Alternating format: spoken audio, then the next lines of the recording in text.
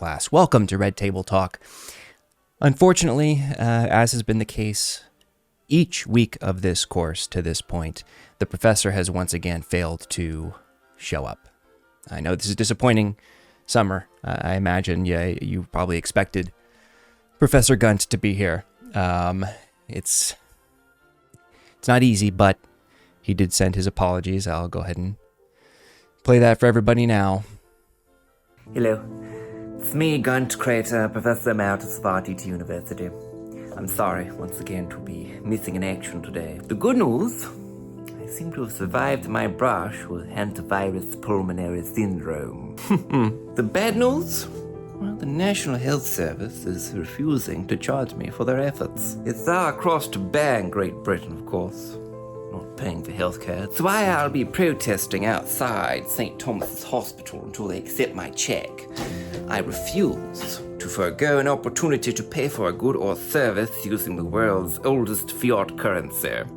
It's the pound sterling, don't you know? It's goodness me. Until I've righted this tremendous wrong and experienced some of the economic freedoms afforded the average Yank, I won't be able to attend class. Until then, enjoy The Meal on the Floss by George Eliot.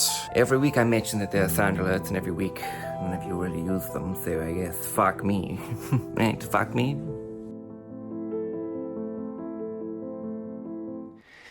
Yeah, he can't make it in once again, and I find each excuse worse than the last. Yeah. Thank you all for being here, and thanks especially to our guest this evening. We have as our guest Summer Farah. Summer is an incredible poet whose recent volume of collected poetry is called The Hungering Years, available wherever fine poetry is sold, including there's a link on the... there's a link. I think you gotta mute the stream, perhaps? Yeah. Wait, okay. Summer's computer got shy about receiving praise. Okay, I did it. I'm sorry. Oh, it's okay. No worries. Isn't this cover incredible? Look at this cover. It's getting out of focus as I move it forward. But there's a link to this collection of poetry and all of Summer's poetry on Summer's website. You can find that on the Red Table Talk Discord. You should all check that out after the show. Summer, thanks so much for being here. It's great to have you here. Thank you for having me. I'm excited to chat and learn. That's right, because it came to my attention that you have read the first 30 pages or so of the novel we're discussing today, which is plenty. I think that will definitely provide sufficient context for a discussion of the rest of the reading this week.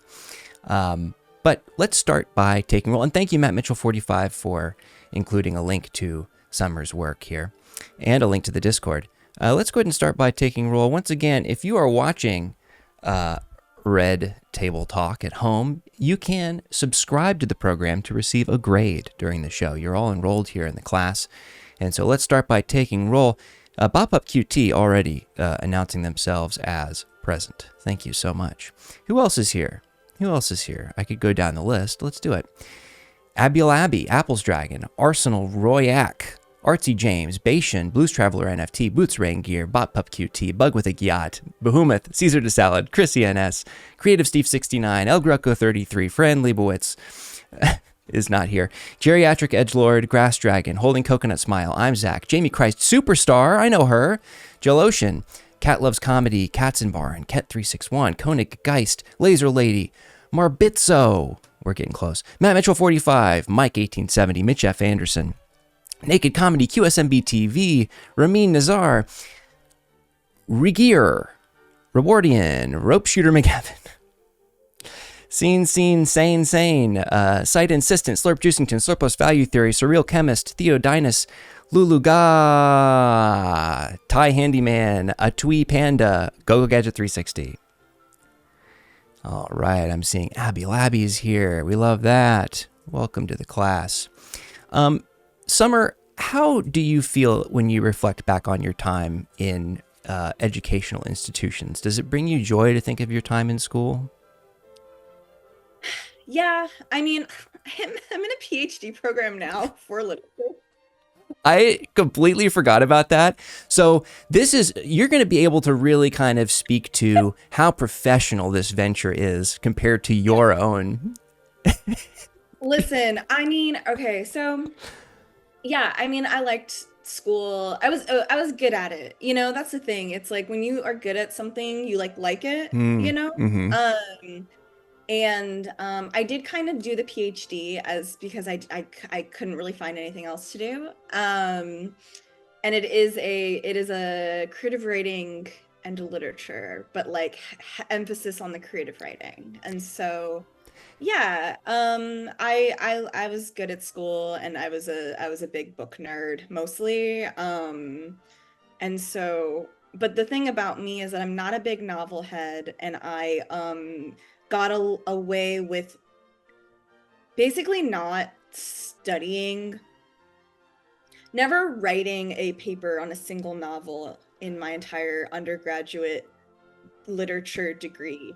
To what would you Um, attribute that aversion to the novel? What is it about that experience that doesn't quite gel with you? it's interesting because like I read a lot of novels like growing up because that was kind of the only thing that I knew to read. I started getting into poetry when I was in high school, and it felt like the right medium to kind of capture the overwhelming angst I was feeling all the Mm. time. But I think that as I got older, my um, neuro functions got worse in certain ways, and novels became kind of especially as novels got more difficult. Mm. I was like, oh, like I'm not processing any of this information. Like I'm sitting here, I'm rereading over and over again. Mm. And poetry was more friendly to that kind of repetitive, sort of like need for reading. That's sort of like my brain needed. So for you, Yeah, part of the pleasure of poetry is in the act of rereading and sort of redigesting, kind of going over it multiple times, really trying to unpack everything.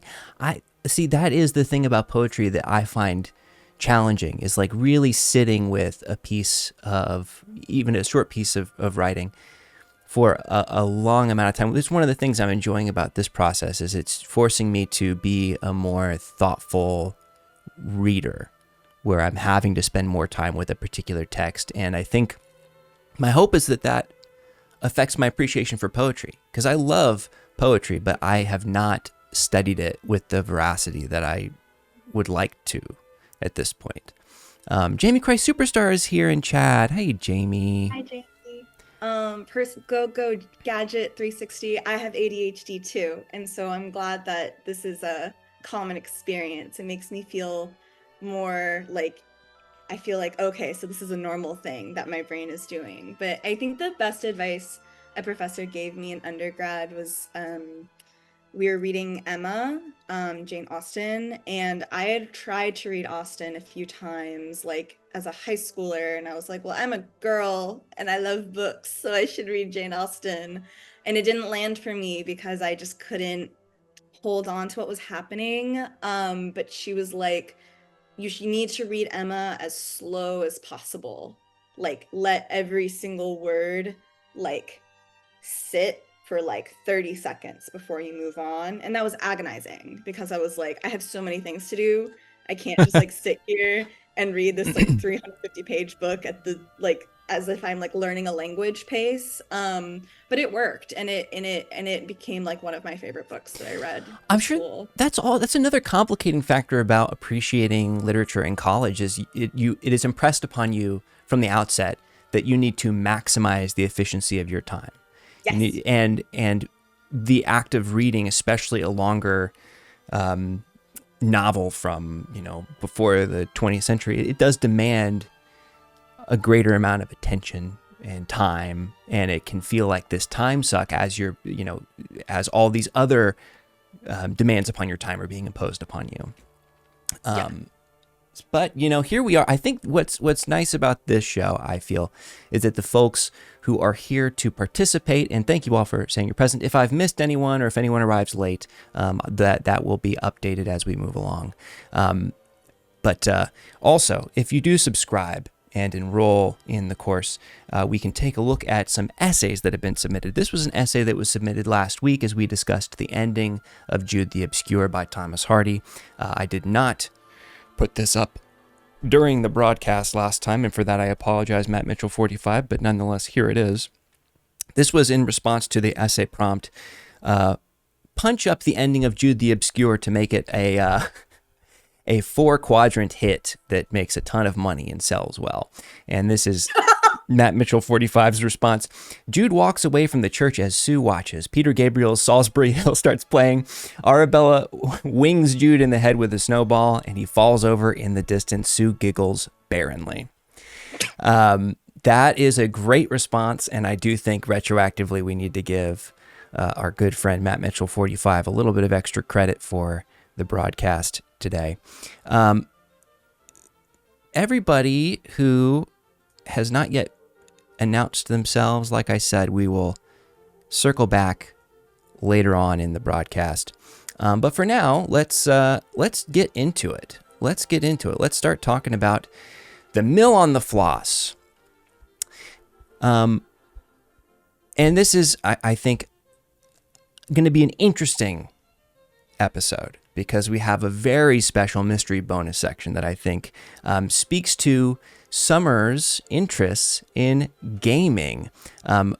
For those of you who didn't catch this in the Discord, there is a terrific collection of poetry that Summer has published called I Could Die Today and Live Again, which takes a lot of inspiration from The Legend of Zelda. Could you talk about your relationship with The Legend of Zelda, Summer, and why that has remained a part of your writing, your output as a poet? Yeah, Zelda is probably my favorite game franchise. I remember some of my like earliest memories are playing Ocarina of Time with my older brother. And I remember like as I was like learning to read or learning like letters and sounds, I would be sitting and playing with him, and he always like raced through NPC dialogue and all those things, and I was like, no, you have to slow down, I'm learning to read. I think a lot of my like kind of like attunement to language was like sitting and playing Zelda like with my brother and just kind of like catching the glimpses of language. And so I had this like attachment to it through like, you know, us spending time together. He's like 6.5 years older than me. And so, you know, large age difference, but we always got along really well. I was with him all day today. We were at Universal Studios. That's so fun. Yeah, I, you know, just kept playing them forever. I will always do it. But there's a poet, Marlon M. Jenkins, who wrote this really beautiful chapbook called Capable Monsters, and it's like Pokemon poems, and so it takes like Pokedex entries and like uses them to write just like such beautiful, beautiful kind of like takes like what is it about this thing that draws us to it on that kind of like emotional subconscious level and like pulls it out and teases it out. And I was like, I want to do that too, and I'm gonna do it with Zelda. And I like, there's so much repetition and cycles in Zelda games, and so I started kind of thinking about it in terms of like cycles of empire and occupation. And sometimes I get really sad reading older literature, especially by like Palestinian writers, and thinking about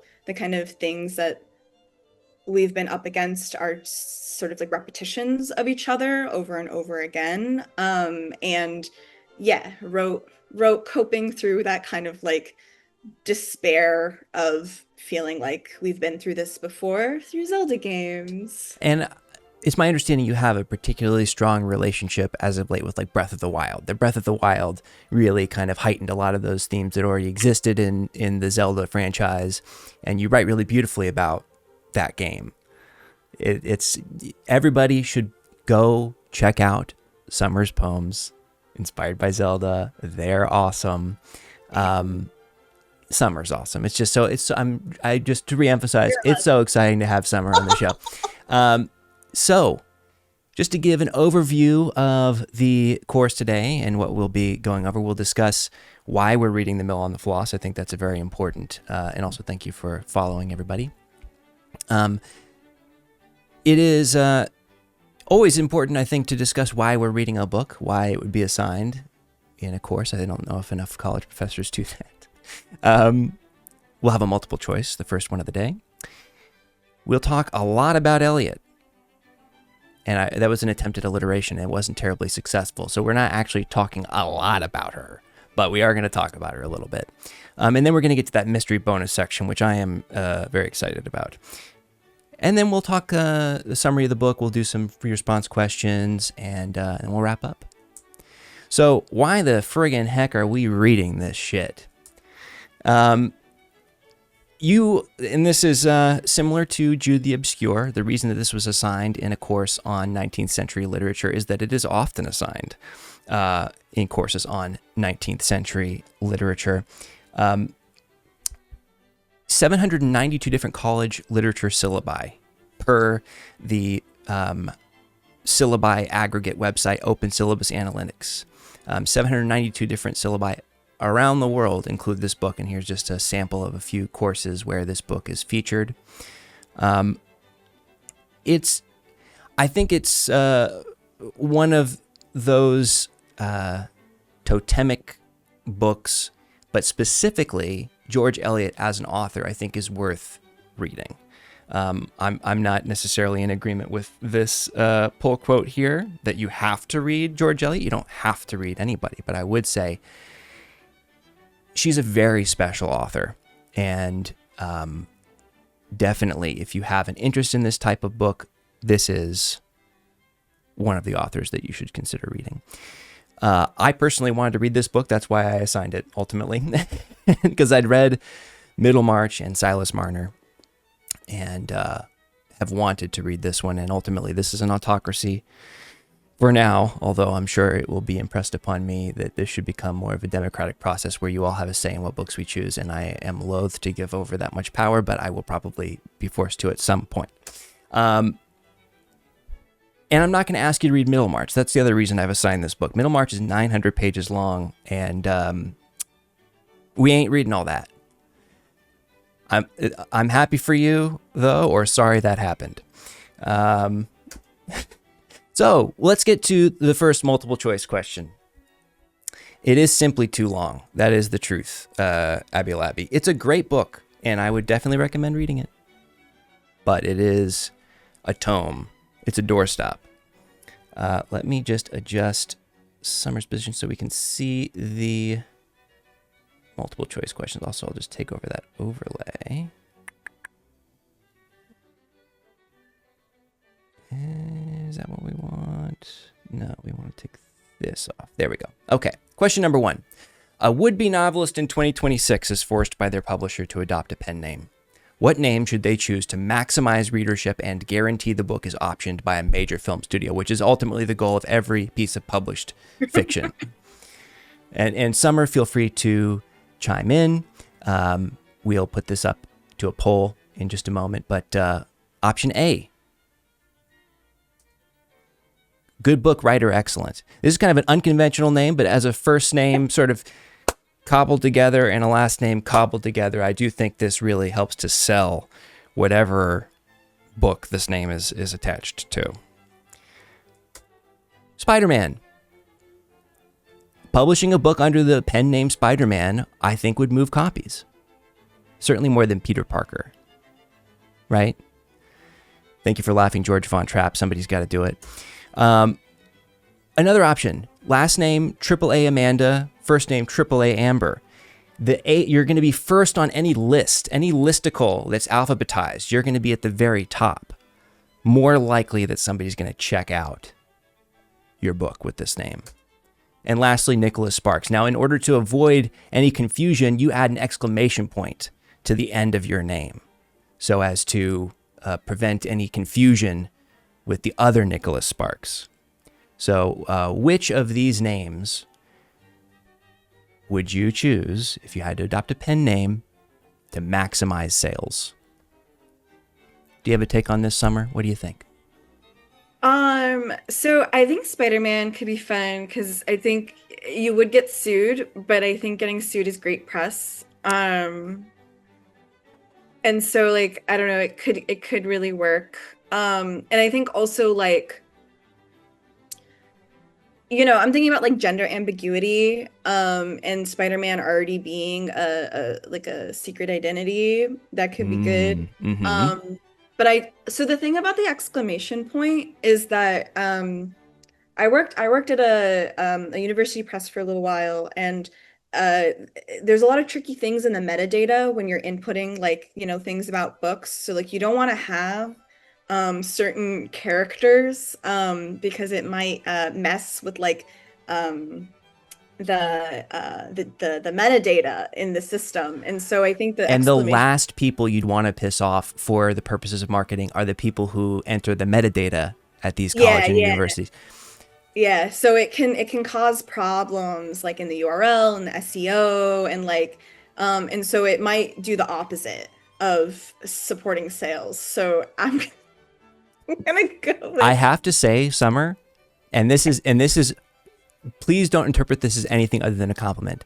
This is the most thought anyone has put into one of these multiple choice questions so far in the and entirety of the show. and I will keep putting that much thought. And that, in everything. and that is why you're here. I could see this coming from a mile away, and I'm glad we have it. The chat unfortunately answered D, which is incorrect. The correct answer, of course, per Summer, Spider-Man. So everybody in chat is 0 for 1. That's gonna definitely have a negative effect on everyone's grade. So I'm sorry to say, but at the end of the day, blame me. But maybe also just the tiniest bit blame Summer. All right, so let's talk George Eliot. George Eliot, of course, a pen name, a nom de plume for Mary Ann Evans. This is the only photo of Mary Ann Evans. There's a number of portraits that she has commissioned over the course of her life, but this is the only photograph that we have of Mary Ann Evans, and it's my understanding that she did not particularly care for this photograph. But nonetheless, here's the photograph. She was born November 22nd, 1819. So, a little while ago, not too far back, a little while ago. Her father, and this is the first man in Mary Ann Evans' life who has taken a really kind of a very mean-spirited approach to Mary Ann's prospects in marriage, but the benefit, the unintended benefit, is that she has her education invested in by her father, so she gets a solid education, which is one of the ways that Maggie Tulliver, the main character of The Mill on the Floss, departs a bit from Mary Ann Evans' life, although the book is very autobiographical nonetheless. She's raised in an Anglican family, but she starts to question religion after reading a few of these seminal agnostic texts, many of which she translates professionally. She goes and translates these texts, many of them written in German. And this is actually how she comes to some renown under her actual name, her proper name, before she even starts writing as George Eliot. Her first work was this translation of one such text. And there's a great quote from an earl, some earl. I'm not even going to bother to write down who this earl is. This translated work is described as the most pestilential book ever vomited out of the jaws of hell, which is an incredible review to receive for your very first published work, even in translation. She becomes, like I said, this eminent, well-known scholar under her real name, writing for the Westminster Review. She moves to London and lives with this fella, John Chapman. And Chapman is an interesting fella. He has a wife. He's married. He has a lover, like a live-in lover. And there's some speculation that George Eliot also participated in this kind of open marriage of sorts in this household. This was a fellow that was known as someone leading a rather unconventional life, and this association with Chapman follows Mary Ann Evans, and it's one of the reasons that she adopts her pen name. She begins a relationship with George Henry Lewes. They never marry, but they remain together. They describe themselves as husband and wife, but because they never marry, it's another perception about Mary Ann Evans, and then later, once they realize that her pen name is associated with her, with George Eliot, there's this understanding within the literary circles of the time that Mary Ann Evans is kind of a wild card, a little bit of a trailblazer in her personal life. She begins writing fiction at 37, publishing Adam Bede in 1859 after writing a few of these short texts. There's a quote here that at least part of my shoulder is blocking. The only effect I ardently long to produce by my writings is that those who read them should be better able to imagine and feel the pains and joys of those who differ from themselves in everything but the broad fact of being struggling, caring human creatures. We should keep this quote in mind when we talk about the last chapter that we read today, because I think that in many respects, her writing across her career does strive to achieve the goal set out by this quote, but this last chapter that we had for the reading does not. And I think it is worth unpacking in the context of this broader goal that she stated as part of her career. This is, I think, a really interesting part of her biography. When she's writing for the Westminster Review, one of the last pieces she writes for that publication is an article that she titles "Silly Novels by Lady Novelists." It is one of the things that kind of puts her on the map before she starts writing as George Eliot. In the piece, she contends that the majority of novels authored by women during this time, it's kind of a broadside against a lot of them, with the exception of a few writers like Charlotte Bronte and Elizabeth Gaskell, who we'll be reading later in the semester. It's this broadside against what she perceives as novels written with women as the central characters, written by women, who achieve a level of education, and they're nonetheless, over the course of the novel, their main aim in life is to secure a marriage. So it's like her question that she poses over the course of this piece is, why write thoughtfully about women who achieve a level of education only to then sequester them into the same rote plot beats where they're just going to get married? One of the things that I would call to your attention in this piece, and I think it's the most salient bit of criticism from novels of this era, she writes, "The fair writers have evidently never talked to a tradesman except from a carriage window. They have no notion of the working classes except as dependents. They think 500 a year a miserable pittance. Belgravia and baronial halls are their primary truths, and they have no idea of feeling interest in any man who is not at least a great landed proprietor, if not a prime minister." The fact that George Eliot has this piece is understood to be her thesis statement for the bulk of her career that follows. The fact that she has as a principal preoccupation, too, a desire to depict working people, to depict a diversity of the class system that was not present in the novel of the period, I think is a crucial distinguishing characteristic in her career. She writes this in 1856. Lastly, in summer, I'm really curious to know how you feel about an element of this. Virginia Woolf is a huge fan of George Eliot.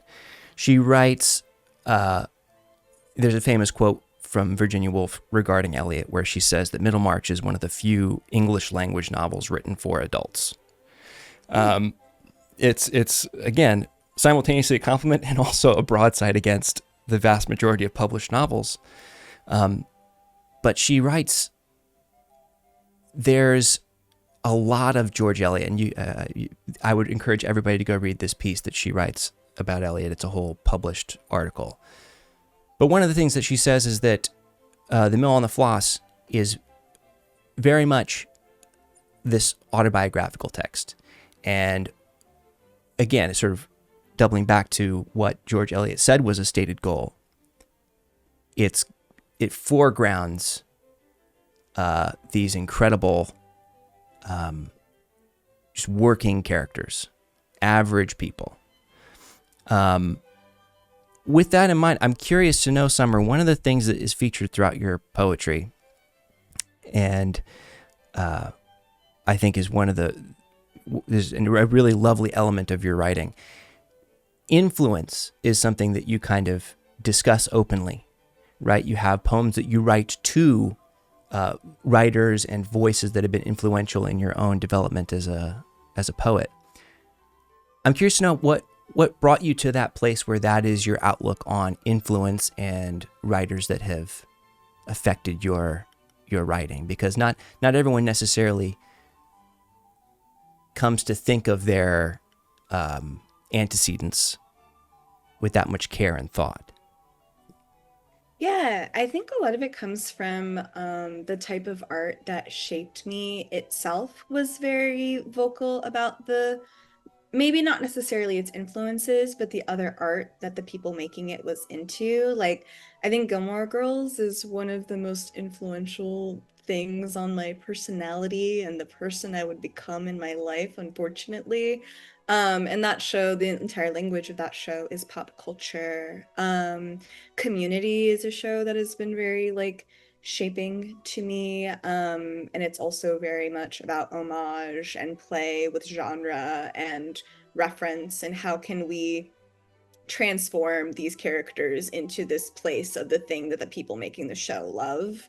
And so I think also like I'm not really I'm pretty extroverted, but I don't like go out a lot. And so I think a lot of my life, and so if I'm writing about like what do I do? A lot of the times I'm like, I'm watching TV, I'm reading a book, I'm listening to music. And so I think that just the sort of company that I form with different art, and that is kind of like what I'm spending my time with and sort of who I'm spending my time with, sort of naturally finds its way in.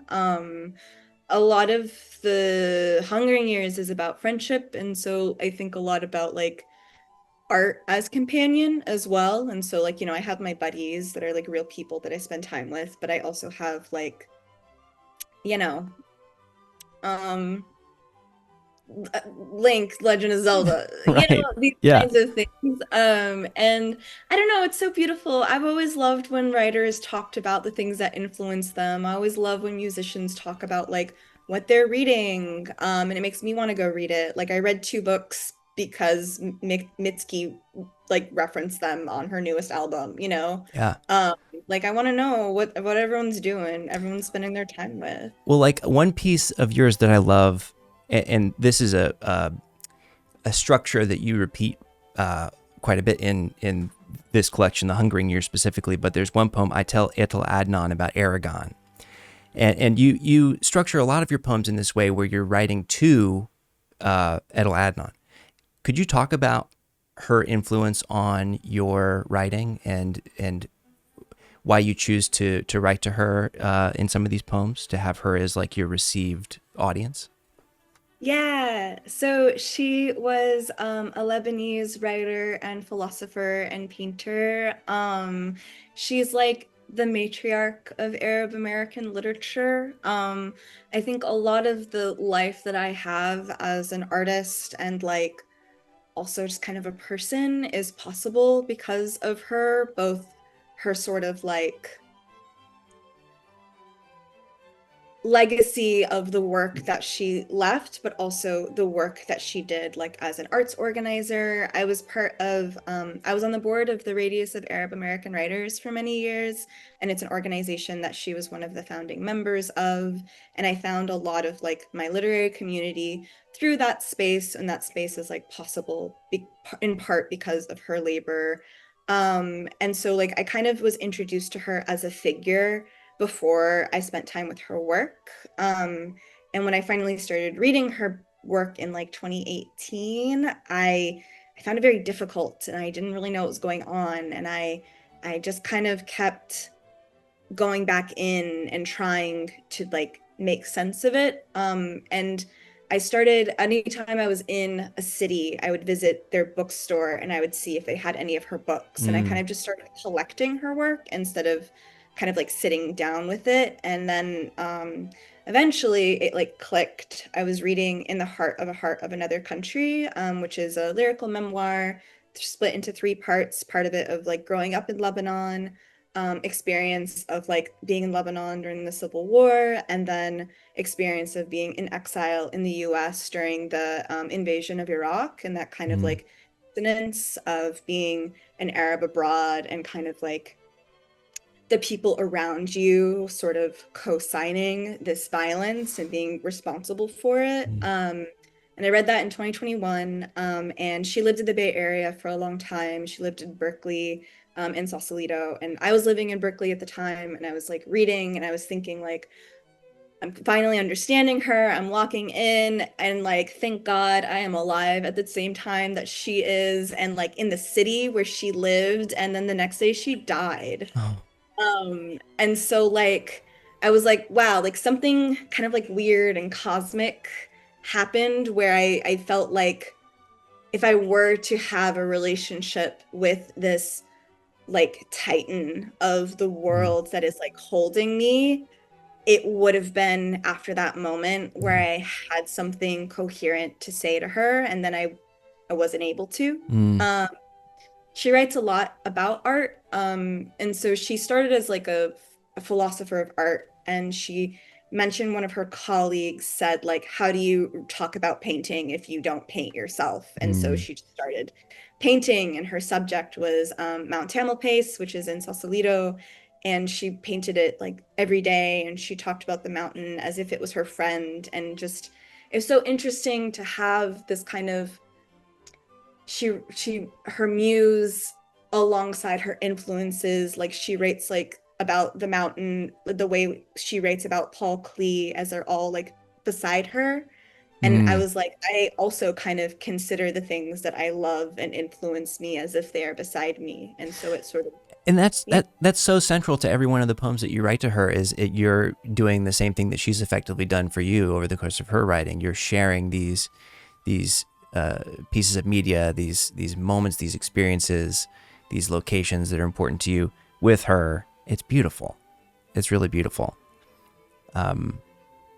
Again, I can't recommend The Hungering Years enough for those poems alone, truly. But so I guess it's wonderful to see something like that, because I think that there's a tendency on the part of some people to take an influence, an individual figure who's had an outsized influence on someone's work, and as they start to like forage into their own career, they say to themselves, well, I need to kind of set this influence off to the side. There's the anxiety of influence, right?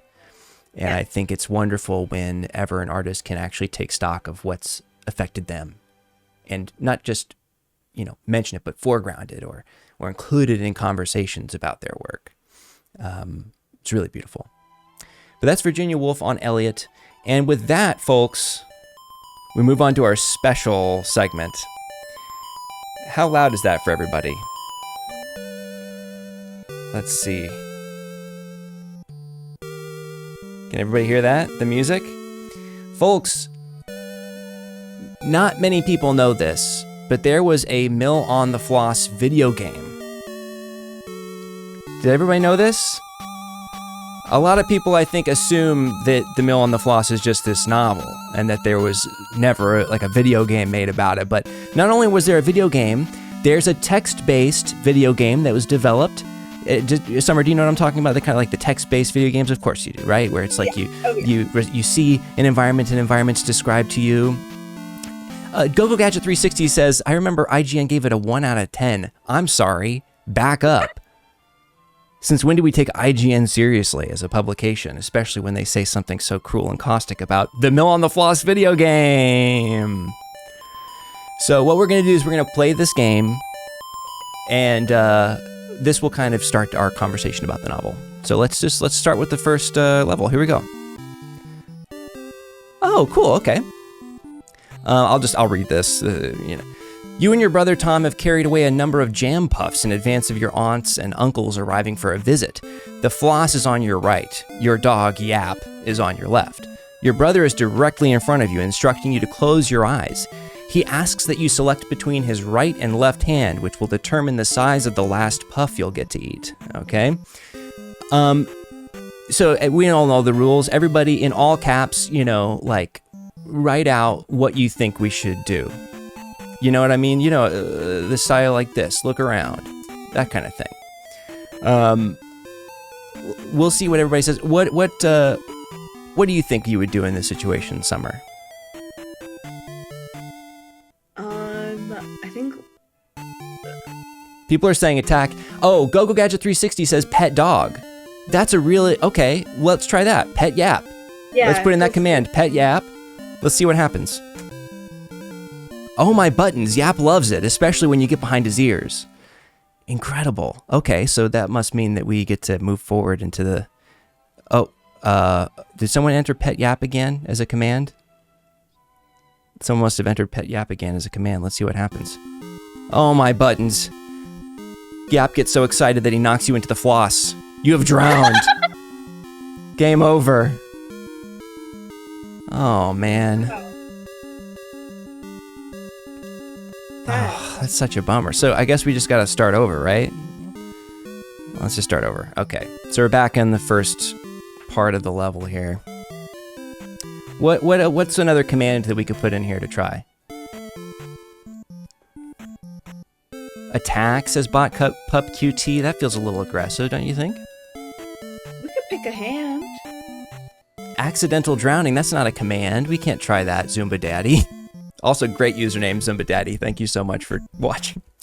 Blues Traveler NFT says eat puff. Well, I think we have to, like, choose which puff. The left. Oh, left hand, says Artsy James?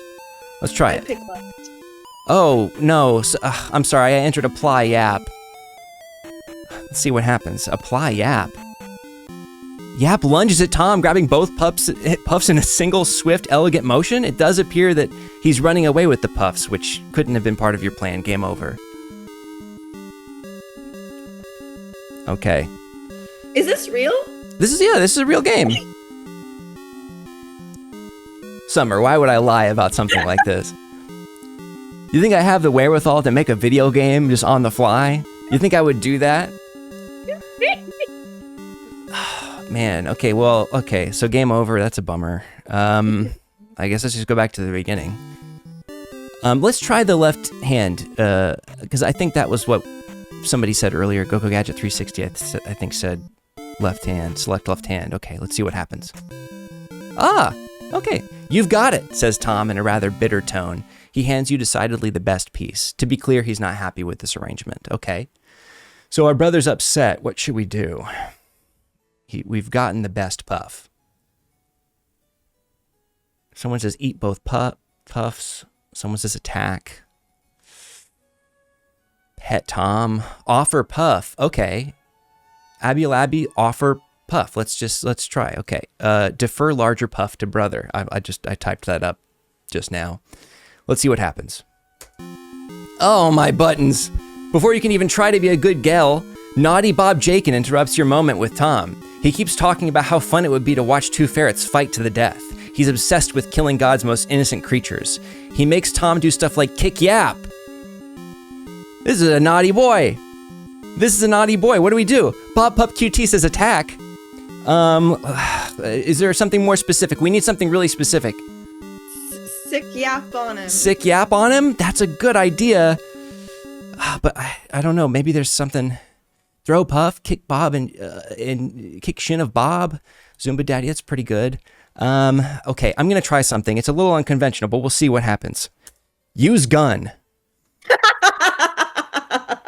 I don't know if this will work, but we gotta try it. Okay, use gun and enter.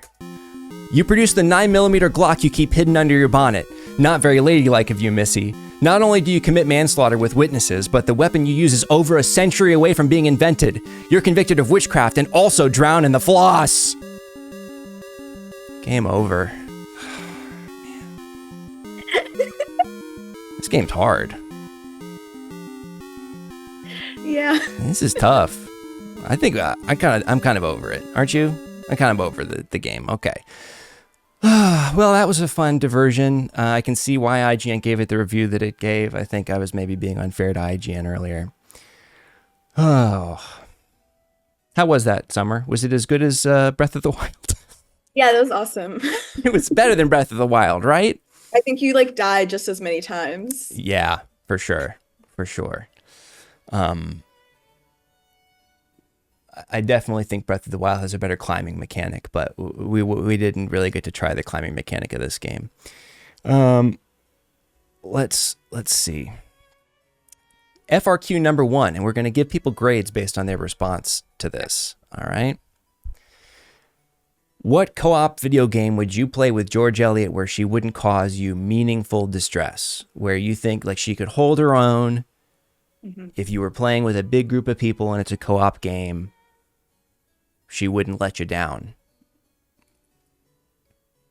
What do we think? I think my feeling would be something like Mario Party. Yeah. If only because, yeah, see, Marbitzo says Mario Party. Mario Kart Double Dash Blues Traveler NFT? You really think so? How meaningful is the co-op mechanic of Double Dash? I can't even remember. Maybe that's why they've chosen Double Dash, because the co-op mechanic is fairly underdeveloped and you don't have to worry about George Eliot holding their own. I was thinking like Mario Wonder, but turn on the like child mode, and so she can never die. Oh, that's so, oh, wow. Yes. No, I think a lot of those Mario games do give you Yeah. the latitude to kind of like put on child mode, right? Let's see, what else do we got here? The Sims. I guess The Sims is kind of a co-op game, right? You can, like, two people can sit at the computer, and I do feel like an author, you know, The Sims kind of makes sense, right? Yeah. Who said The Sims? That was Artsy James. Very good point, Artsy James. Let's give Artsy James a good grade here for the FRQ. Pop back in. So you'll notice, by the way that the grades work, the second we start adding grades to other people, everybody else's grades go down significantly. Awesome. But those will all be adjusted. Guitar Hero, I think, Bot Pup QT.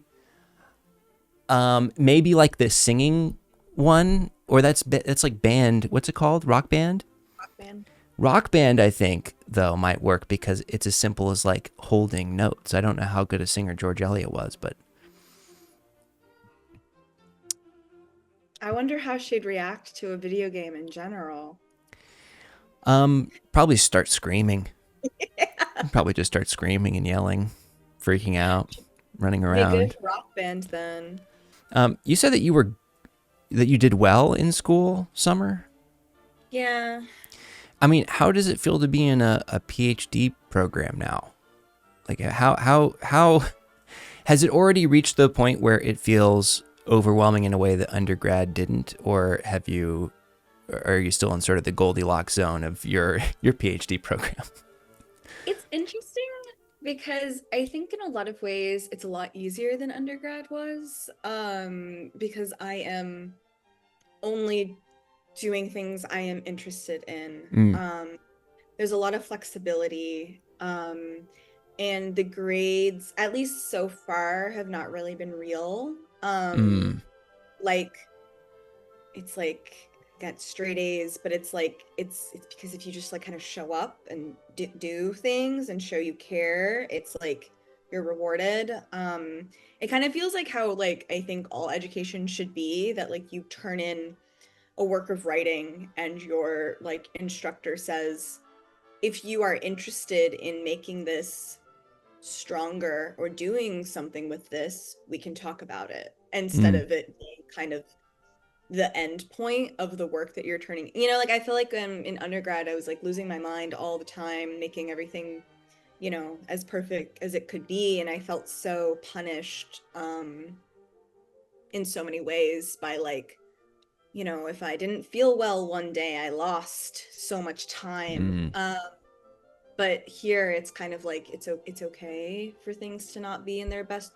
things are not supposed to be in their best shape. It's sort of like what you're thinking is what's important rather than like a beautiful execution. And so, yeah. And I mean, but the thing is, it's definitely overwhelming. It's a lot of reading. It's a lot of kind of like emotional pressure. I was going to say, because I imagine part of what allows the work to feel a little more fluid and less predicated upon the end result is the intimacy of the programs, where because it's you know, a smaller cohort of people pursuing this degree, you're afforded more time, more thoughtful time with the professors and that sort of thing. Boy, I wanted to do grad school. I think I would have had a good time. I don't know if I would have survived a PhD program like my brother Gunt. But, you know, to each their own. So, we've talked grades, we've updated the grades, and there's a spoiler for the presentation. So let's talk the mill on the floss. Chapters 1 through 6. I'm not sure where page 30 ends, but okay, right before, it looks like, was it right before chapter 4? Did you read through chapter 3 somewhere? I think so. Okay. So yeah, I mean, that's some of the best writing of the book so far is contained in the first chapter, which I love. It opens on this framing device, which, I mean, how did you feel about that framing device of this narrator who's not yet been identified? We'll see over the course of the book if we learn who this is that is talking to us here. But that discussion, or that painting of Doralcott Mill, and then the transition into this clarification that, I fell asleep and I was just about to tell you the story, and I'll tell you the story now, and that's the novel. I find that so effective.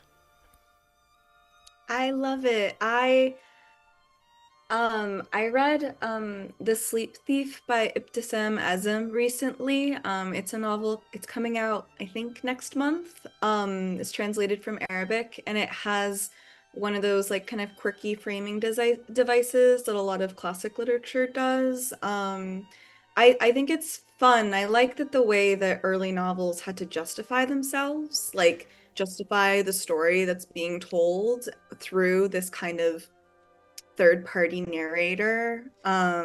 Yeah. Or even one of the works that's referenced later in the book. There's a brief discussion where Maggie is spending a little bit of time with Luke before Tom returns. This is a little bit later.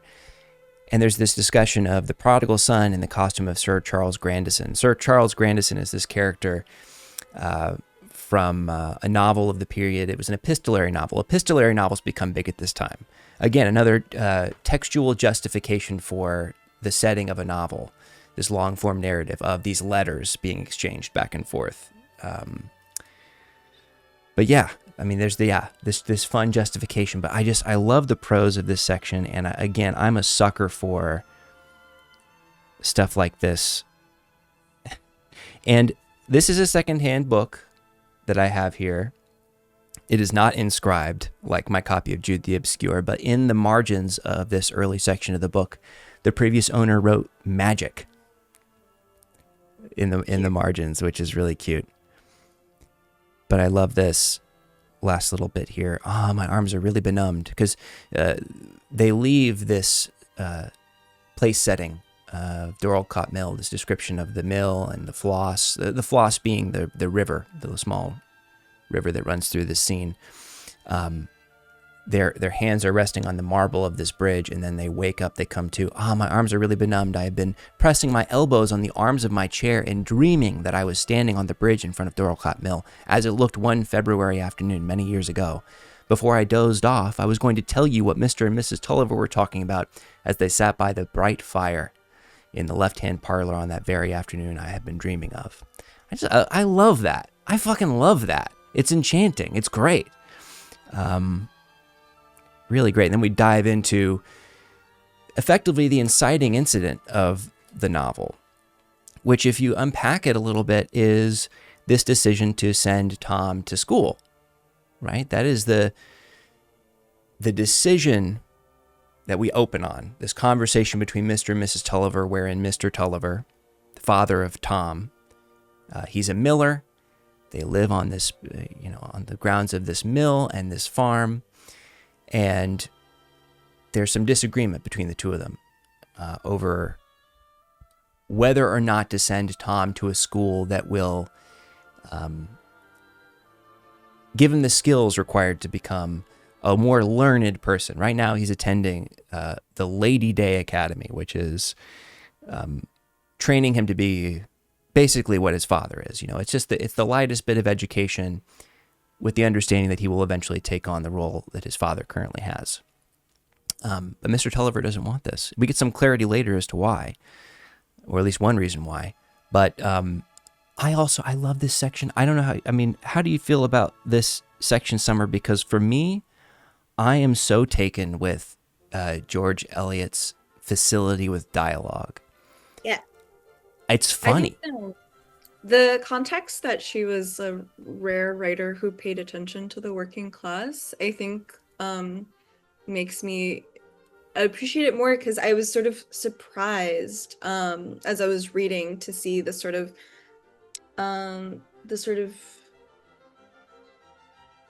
communication of the accent of these characters. Right.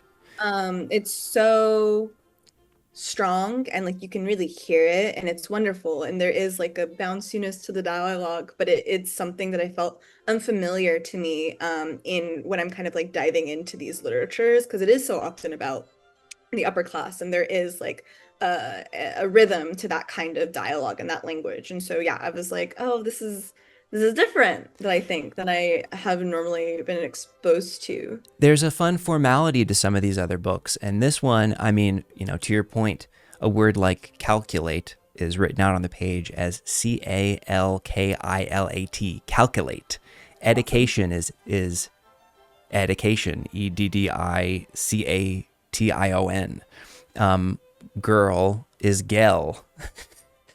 And of course, I'm not necessarily in a position to speak to the veracity, the accuracy of this as a means of writing out phonetically or spelling it out what they would actually sound like at this time. But it certainly has the feeling of authenticity. Yeah. Matt Mitchell 45 asks, was Valley valet? If you could tell me the page number for that one, we can all find out together, because I'm curious to know myself. There are a number of little things in here where it wasn't immediately clear. One thing that's worth noting, there's often discussion of Maggie being cute, but with a little apostrophe at the top.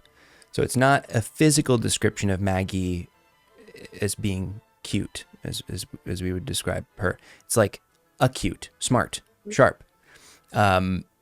Is what they're saying. And in context, like in the context of that paragraph, there's enough context clues to get you there, but it's worth clarifying that that's what's going on.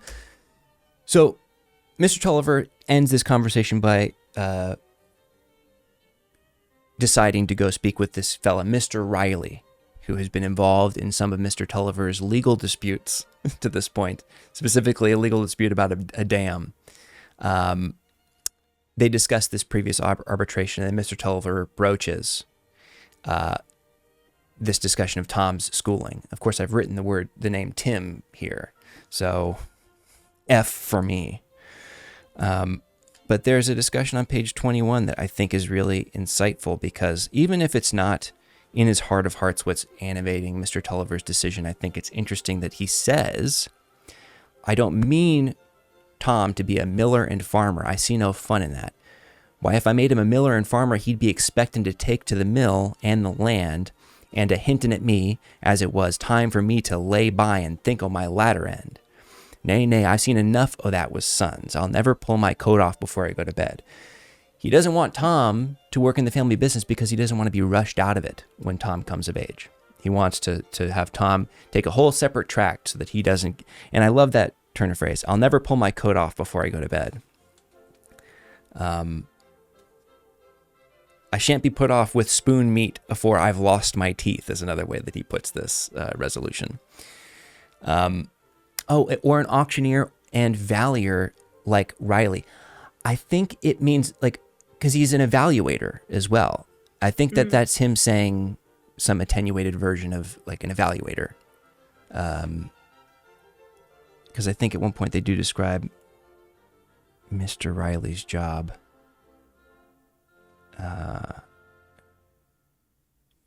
And I believe that's what it is. Yeah, an auctioneer and appraiser. So that's his job at the opening of chapter 3. That's what's described.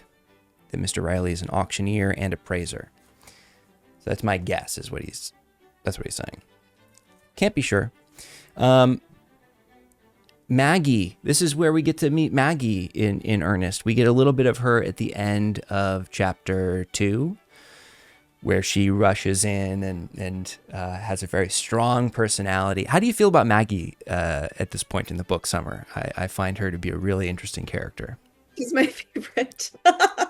She's great, isn't she? Her. Yeah, so fun. She is, I think, again, it's something that Virginia Woolf lights upon, and many biographers of George Eliot have lighted upon this as well, but very much a kind of a self-insert on the part of George Eliot. A very well-read girl whose physical description throughout this portion of the book is really deserves unpacking, deserves being analyzed, because in addition to this unwieldy hair, it's often described as being difficult to kind of contain her frizzy hair. She's described as having a darker complexion, and this is often framed in a negative light, which is, I think, important to discuss. But, I think if we're looking for, again, the means by which George Eliot is discussing her own life through this character, as noted in her biography, her father felt that her marrying prospects were low because she wasn't conventionally attractive as a child. And so she felt kind of maligned. Maggie undergoes a similar treatment from her family and those around her, which we'll unpack further in just a little bit. But there's this discussion of her intelligence, and there's a section here, page 25 of the Signet Classic Edition. This is Mr. Tulliver speaking to Mrs. Tulliver. He says,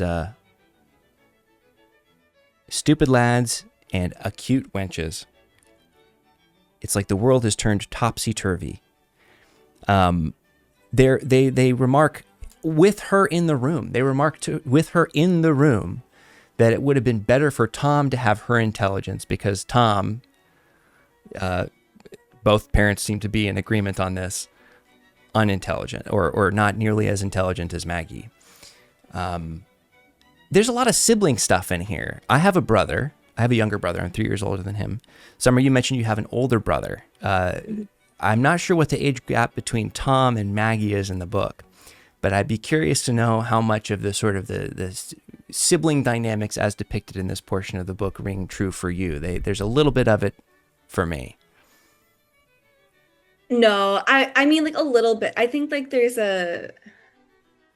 I feel like when you have an age difference that is as big as my brother and I's, and also gender difference, you don't get compared in that way very much. And we're also very similar. And so, like, I don't know, my parents kind of just got like another one of my brother when I came out. Was there was there kind of like a parental dynamic as well? Not parental, but like, did you find that your brother kind of took on this role of a protector at some point in your childhood? Did you feel that to be, certainly you mentioned like he would bring you into the gaming space, which is, for a young boy, that is the ultimate endorsement, it would seem.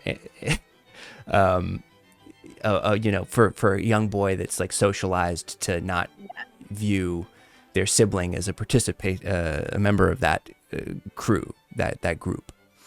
Yeah, he would include me in stuff a lot. Like even when he got older, like he would take me to like he took me to like a midnight premiere of like a Harry Potter movie with his friends and stuff. Like yeah, he would always include me. I think, it was like fun for him to have someone who liked the same stuff as him, I think. It's very fun, especially when your younger sibling gets old enough to share the stuff that you feel is crucial. It's one Yeah. of the things I find somewhat disconcerting in certain parental dynamics, where that same overriding pleasure at the prospect of having someone younger than you that you can bring into the fold of these things that you enjoy. I think Yeah. it can have sometimes too firm a hand in the way that a child is acculturated in a household. But when it's a sibling, I think it's a little more benevolent, or not quite as malicious. Yeah, I find myself like trying to make my niece watch things that like she really doesn't want to, and it like I'm like, man, like I shouldn't be a parent probably. I would just force them to watch Supernatural when they're like 1 years old. Wow, Supernatural at that age, I think, is a really Not good. not good. Are you sure? I haven't watched enough Supernatural to speak to whether or not that's something you show a small child. Scary. Is it scary? Oh man. Yeah, my niece is like, they're mean guys. I don't want to see them. But yeah. Oh, fair enough. I just want to thank Pat Bix for enrolling in our course. You've received a B- for attending and for joining our class. Thank you so much for being here, Pat Bix. Let's dive back into the presentation. So Tom, at this point in the novel, sets a return from Lady Day Academy. And this is another section of the book where Maggie's hair is discussed at length. And again, it's just sort of a way of othering her in this space where she might otherwise belong. Let's see what we got here. We go into Maggie's space. Her what's the Superman Fortress of Solitude up in the attic of this home. It's described that she has this fetish object. Did you get this far into the book, Summer? Did you get here? I don't think so. So there's this discussion of, let's see, I want to get the exact verbiage right here. Also, worth noting, by the way, regarding Mr. Riley's recommendation to Mr. Tulliver, this is a very funny section of the book, to me, where Mr. Riley is walking away from this meeting, and it becomes clear that he was just talking out of his ass when he was recommending this guy, Mr. Stelling, a pastor, as it were. He recommends this guy, and as he's walking away, we sort of sit with him and learn that he just sort of talked himself into really passionately hyping up his friend Mr. Stelling, and that he barely knows him. He knows him by proxy. He doesn't have a deep connection with this guy.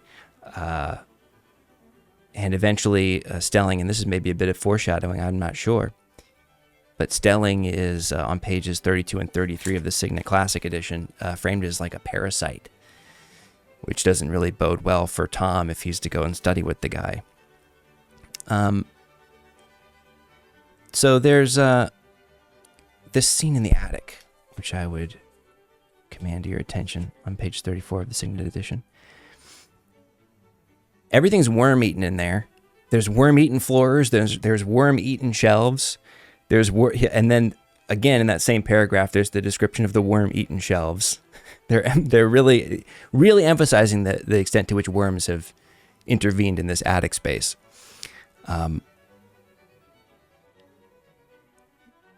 This was the trunk of a large wooden doll. So Maggie gets to this wooden doll that she's got, which once stared with the roundest of eyes above the reddest of cheeks, but was now entirely defaced by a long career of vicarious suffering.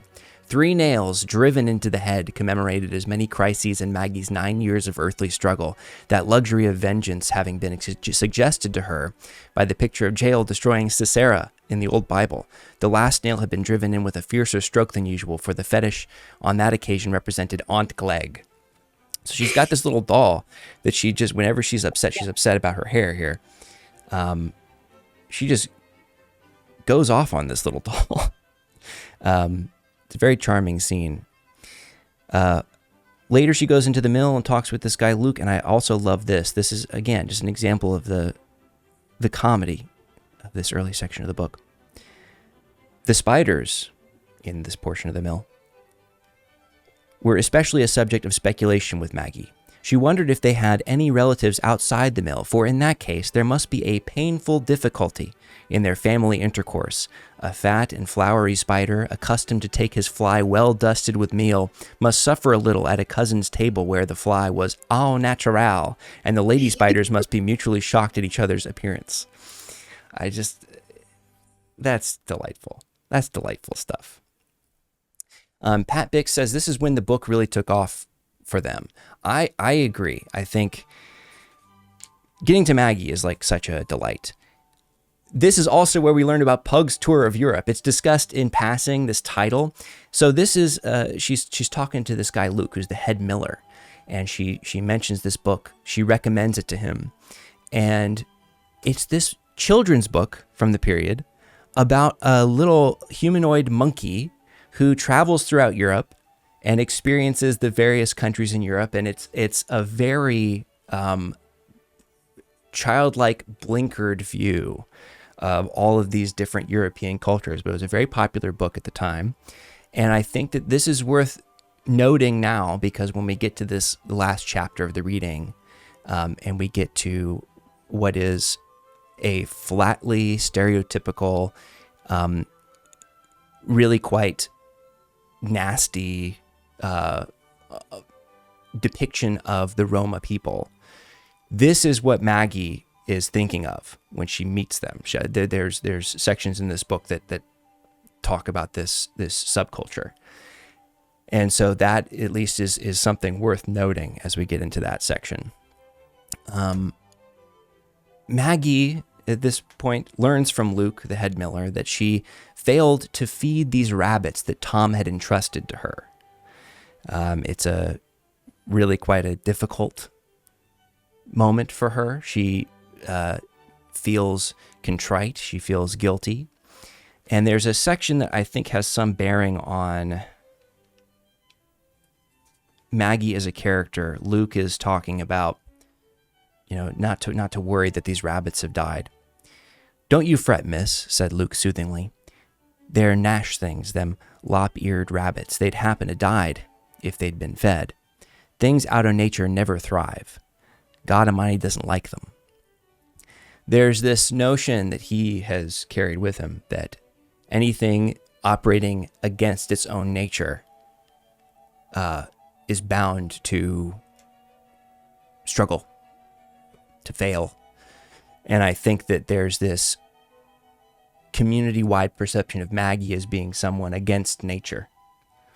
I think it's a kind of like a hint at maybe what's to follow for poor Maggie, this notion that everyone around her foresees an incapacity for her, an inability to succeed by the standards of the time.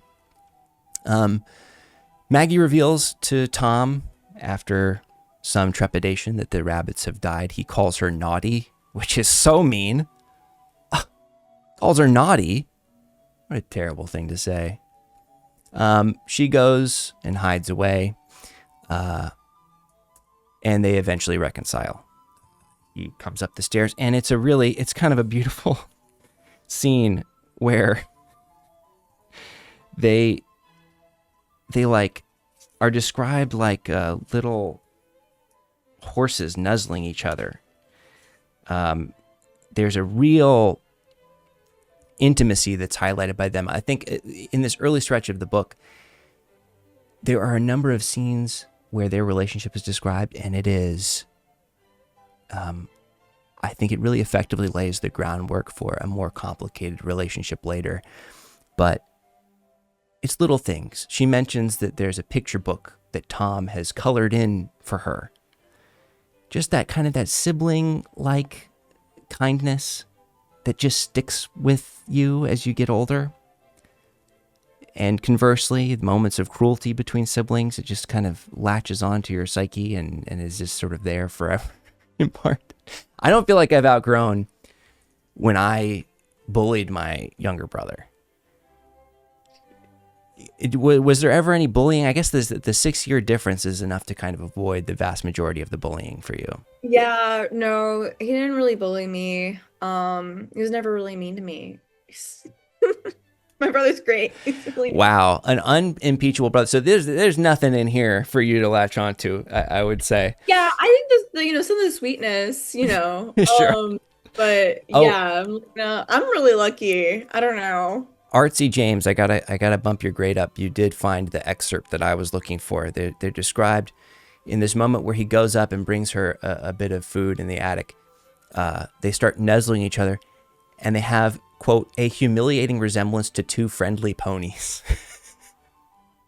Literally rubbing up on each other's faces like animals. They're often described in animal-like terms. Maggie at one point is described as a Shetland pony. At another point, she's described as like a collie, like a border collie, because her hair, again, the hair is being compared to like the ears of a collie. That's extra credit for Artsy James. I gotta bump that grade up real fast. Here we go.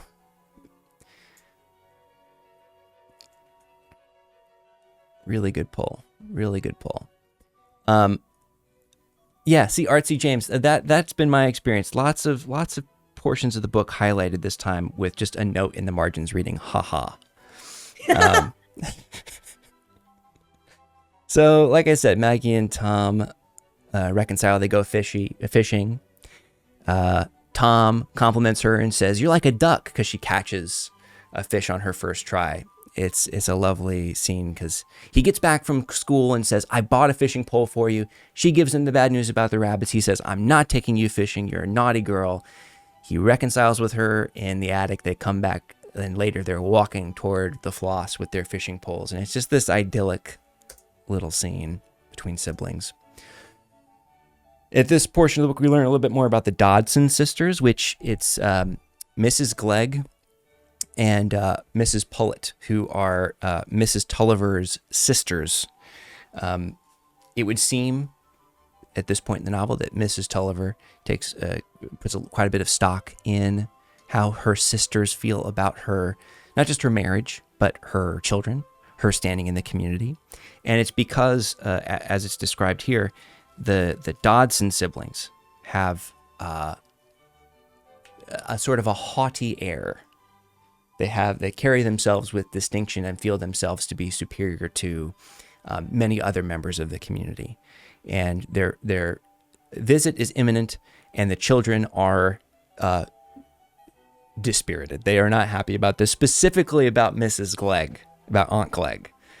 They are dreading Aunt Glegg's visit, and there are lots of little beats in this sequence that feel timeless. There's a moment where they walk downstairs, and the two sisters, I think it's Mrs. Glegg, says, "I've never heard of nieces and nephews walking through the room without giving their aunt a hug. Where's my hug from the aunt or grandmother or grandfather? It's all so still, it's visceral. Brings me right back." So yeah, it's imminent. This is where we get to the pastry episode that was referenced in our little video game. It's also where we meet Bob Jakin, which I think is he's a funny little guy, a scary kid, really scary kid. Page 56. I mean, this is like a devil child. Not to jump to conclusions about this child's future, but he's talking about ferrets, and because they have Yap with them, their little dog. It's Tom, Yap, And then his friend Bob Jakin, Maggie Tulliver, is off to the side, wistfully imagining that she will be included in their games, but feeling excluded. And Bob says, "Have ferrets, Mr. Tom," said Bob eagerly. "Them white ferrets with pink eyes. Lors, they might catch your own rots, and you might put a rot in a cage." Really saying rat. "You might catch your own rats, and you might put a rat in a cage with a ferret and see 'em fight, you might. That's what I'd do, I know. And it'd be better fun almost than seeing two chaps fight. If it wasn't them chaps as sold cakes and oranges at the fair, as the things flew out of their baskets and some of the cakes was smashed.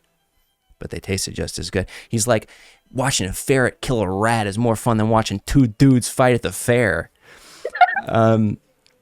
Really scary child. They get into a fight. Bob Jakin and Tom Tulliver get into a fight. Yap the dog intervenes. It's a moment of heroism for little Yap. And this is so funny. At this moment, Yap, who had been running on before, returning, barking to the scene of action, and saw a favorable opportunity for biting Bob's bare leg, not only with impunity, but with honor. They're fighting on the ground. There's a little scrimmage, and Yap the dog thinks that he'll really come across as an excellent dog if he bites him at this moment. Really great. They part ways. And then Tom had given Bob a pocket knife. And in this moment, dudes rock, says Abiel Abbey. I don't know if I think Yap the dog rocks. I don't know if I'd agree that dudes rock in this moment. This is the game walkthrough Zumba Daddy. This is the Game Informer walkthrough strategy guide. There's this great moment where he in frustration, he throws this gifted pocket knife. And Tom just walks away, doesn't even think about it. And after a moment, Bob realizes, I shouldn't have. Why did I throw this pocket knife? He doesn't care. What is life without a pocket knife to him who has once tasted a higher existence? Is a great bit. God, really funny stuff. The love of a pocket knife. So that's chapters 1 through 6. And now we have another multiple choice question. I think that this is a really, I think, a pretty solid question here. Question number 2. George Eliot published several sequels to The Mill on the Floss. Did you know this, Summer? No, I did not. Several sequels to... Yes. There's more books, right? Well, there's more. There's other books in this one book, like like major chapters, like book 1, book 2. But there were sequels to just this, The Mill on the Floss. Okay. George Eliot published several sequels to The Mill on the Floss, which featured Yap the dog as the main character, granting him the ability to speak full sentences in English and hit a whistle note like Ariana Grande. Which of these titles is not a canonical entry into the Mill on the Floss saga? These are titles of books. 3 of which are real titles, 1 of which is made up. Okay. Option number 1. Yap gets his groove back. Option B. Yap the dog meets Hester Prynne and teaches her how to skateboard. Seems pretty fake, doesn't it? Option C. Yap the dog and the miller's cursed cowslip wine. If that is real, it sounds exciting. I want to know what's going on. Option D. Yap's here. Trade your pistol for a coffin. Sounds like an action thriller, almost. Does it not? So let's see what everybody in chat says. One of these titles is not real. The rest are all canonical entries into the Mill on the Floss saga. What do you think, Summer? Man, I want B to be real so bad. Like, I feel like, I think it's not, but I want it to be real.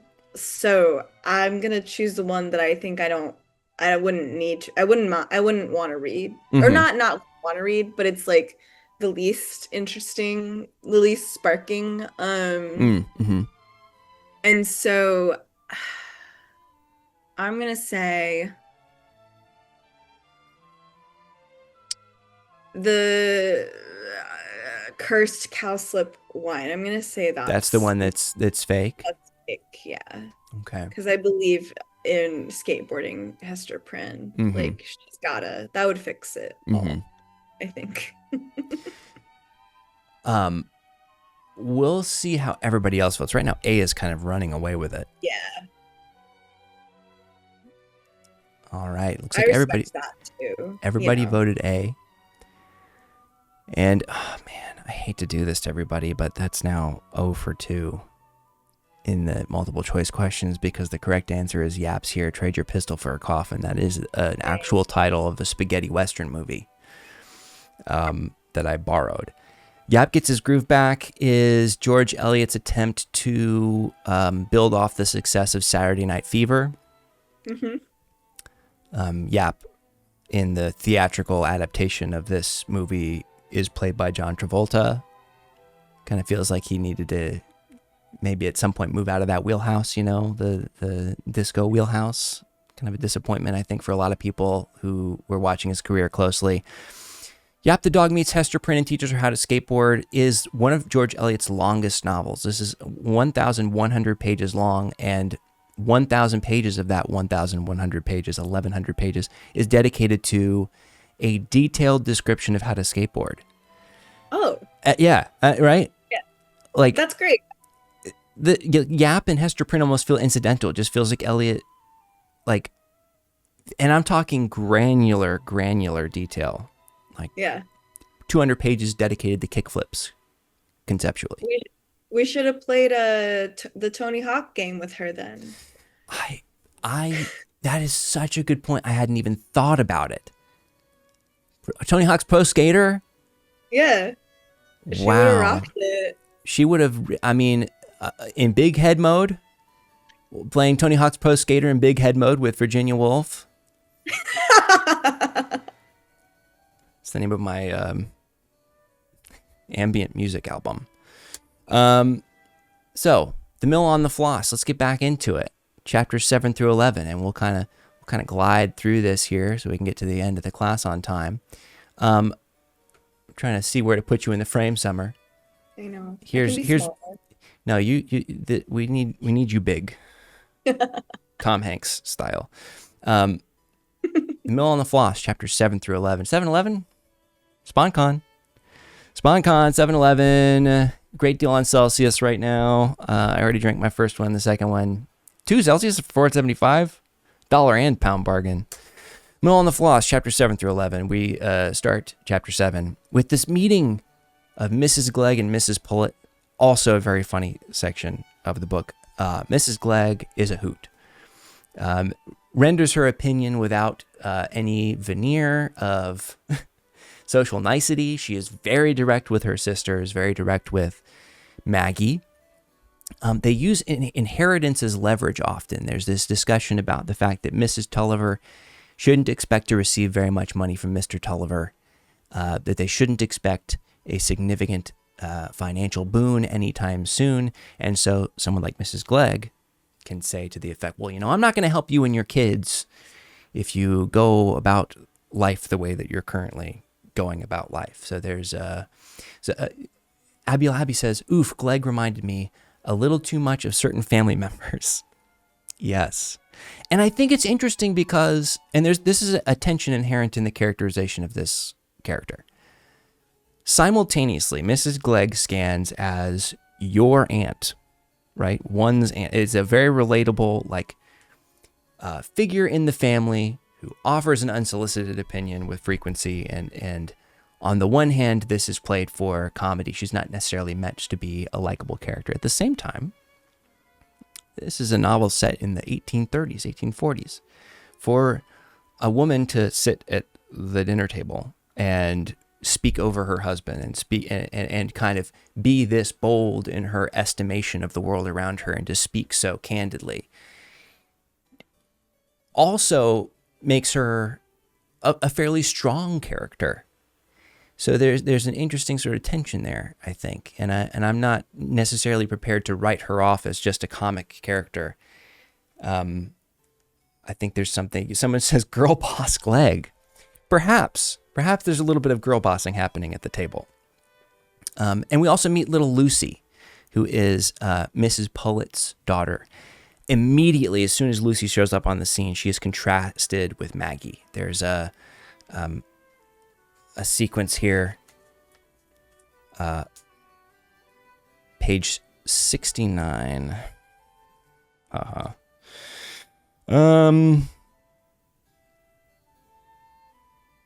It was like the contrast between a rough, dark, overgrown puppy and a white kitten. Lucy and Maggie. Man. It's tough. It's tough, right? Yeah. And it's also, again, I think that one of the things that's shown up in a lot of scholarship, and it's not quite as significant as the othering in certain other novels of the period, like Heathcliff. Heathcliff is an example in Wuthering Heights wherein you can absolutely understand this character to potentially be, a different race from the other characters as depicted in the story. Maggie is the daughter of two characters, but nonetheless has these physical characteristics that, again, otherize her in this space, but she is not a different race. But it's still, I think it is, a lot of scholarship has attempted to unpack her as a character that is, in some way, shape, or form, Eliot grappling with race in a way that, so like Eliot is fairly progressive on these issues in some aspects of her life. She supported the Union during the Civil War because of her belief in abolition, was progressive on other matters, far from perfect. We're not expecting her to have great politics based on the time that she was around, but at the same time, I think it's interesting to view Maggie in this light as her attempting to grapple with the othering that takes place on an otherwise, on this character that is this stand-in for her. Everyone is mean to Maggie is another plot point here. Lots to talk about her hair. She goes and does what I think is perhaps people see this coming when they're reading the book. She goes upstairs and cuts her hair of her own volition. There's lots to talk about her hair. She goes and cuts it.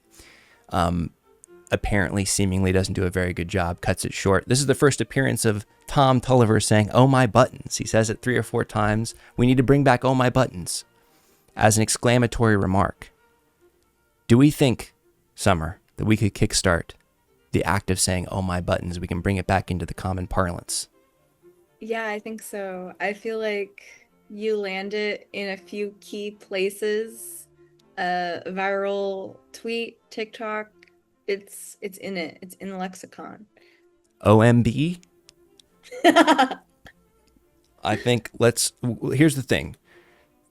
There are a couple dozen people watching this show right now. If all of us in our daily life were in line for coffee, we hear the price of a fucking Frappuccino these days.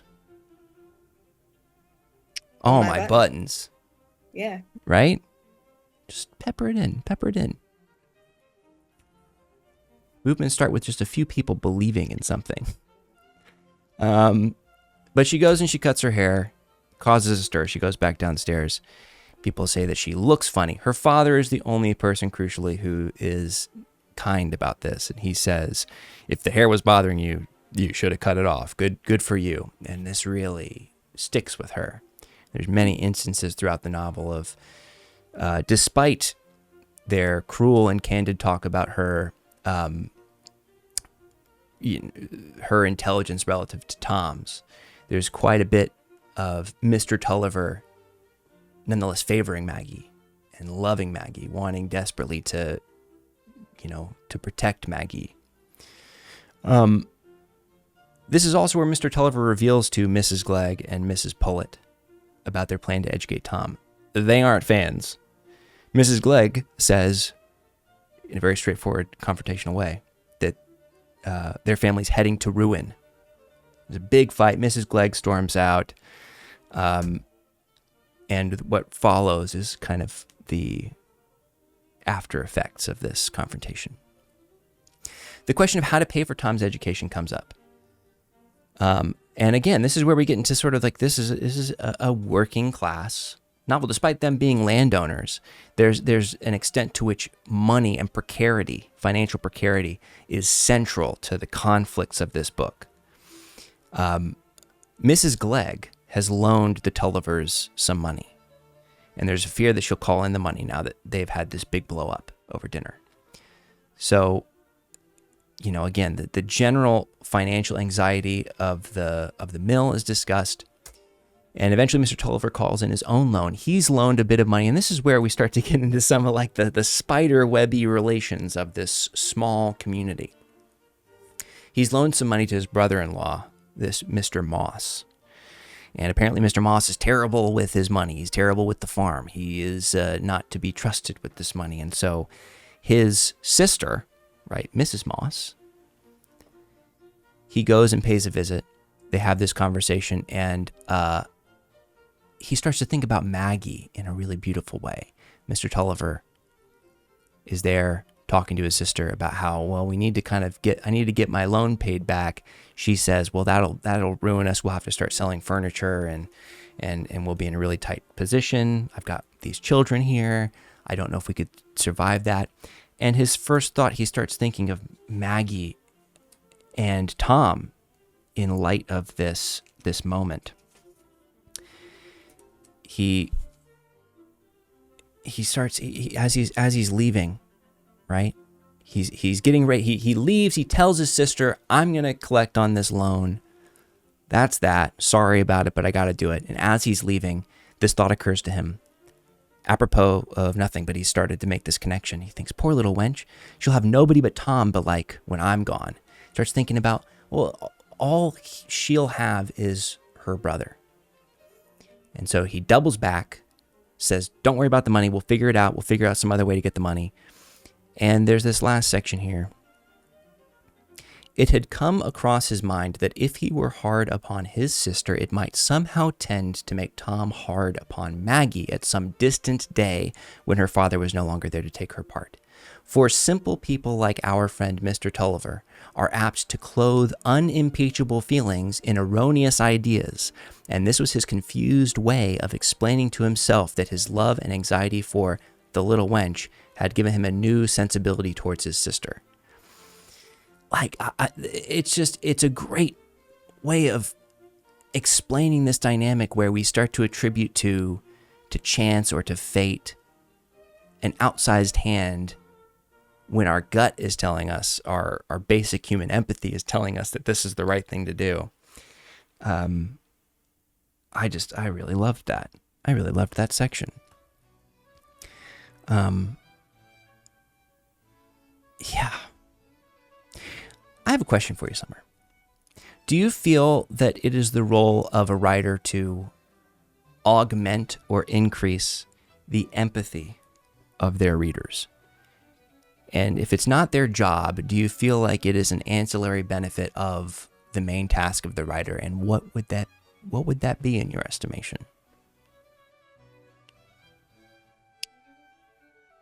I think that hopefully a writer makes a reader curious in some way and hopefully makes them,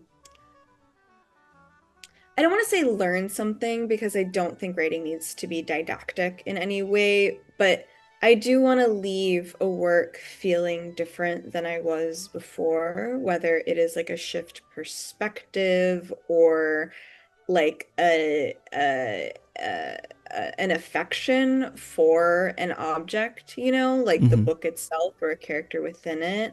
I think the kind of discussion of empathy in writing is really interesting because obviously like I love books. Writing is my life. It is how I make, how I make my living, and reading is very important to me. And I do think that books do build empathy, but I think sometimes people can mistake the sort of intimacy of fiction or this kind of maybe parasocial nature of writer to speaker of a text for a knowledge out that like expands outside the bounds of the page, and it doesn't always. And so I think like in my position as a writer, I hope that my work makes people curious to explore things that maybe they take away outside of like the kind of limitations of what I'm communicating. Mm.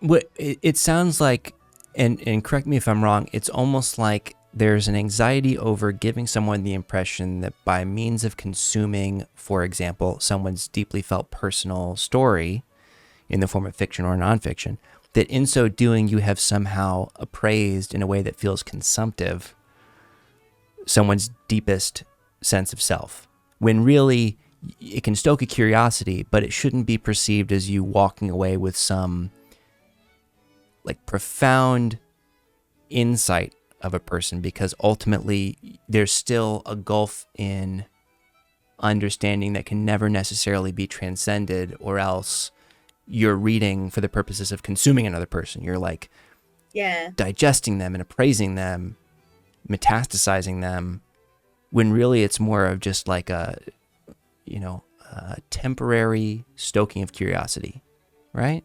Yeah. And I think it can be like a stepping stone to kind of like a broader understanding of world or difference or something new. But I guess like I worry, like I don't like it when people are like, read Summer's work to like understand Palestinians, and it's like, that would be crazy. Like I'm writing about supernatural, like again, like Right. that's crazy. And so I think there is something interesting, whether it be like poetry or fiction or like memoiristic writing, essayistic writing, like I think that there is something that is opened in you in that kind of intimacy with a text. But yeah, I hope I hope for curiosity more than necessarily kind of a settled empathy. It also feels like that's a particular danger when it comes to the marketing of certain works in film and music and literature, where if you have someone from a particular culture or community, if you're able to effectively market to people like this will grant you some insight or understanding into a larger community, when ultimately even someone speaking from the perspective of someone in that community is one perspective. It's one valence by which you can come to some point of curiosity about a much more nuanced, much more developed and significant and expansive community, a whole group of people. Yeah, I mean, and that's a tricky place. That's really tricky. And like, I don't know, it's cool to access history